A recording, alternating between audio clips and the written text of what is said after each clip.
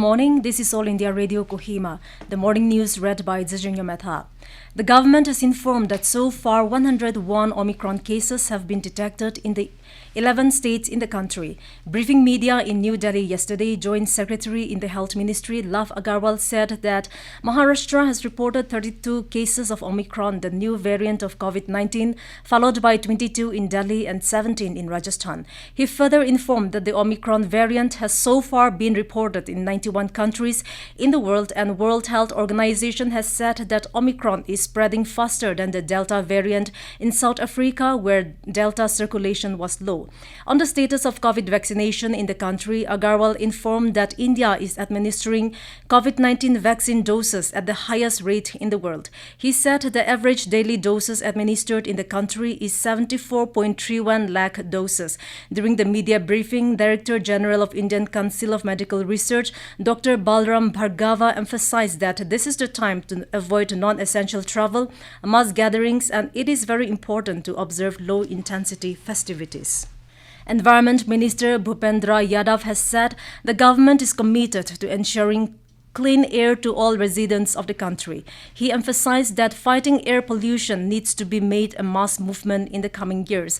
Speaking at the first meeting of the National Apex Committee under the National Clean Air Program meeting yesterday, Yadav stated that focusing on the airshed is important since different cities have different set of factors contributing to air pollution in that region. He expressed satisfaction that the number of cities showing better air quality increased to 96 in 2020 from 86 cities in 2019. He, however, said a lot still needs to be done, and the need of the hour is to address the issue of air pollution in a comprehensive manner with the coordination and collaboration of all stakeholders.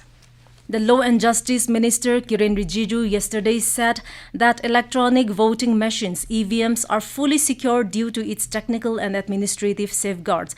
In a written reply to the Lok Sabha, the minister said that there is no proposal under consideration to adopt the methodology being used by the developed countries for the electoral process in place of voting machines. He also added that so far no cases have been reported by the Election Commission of India regarding misuse of EVMs in the country.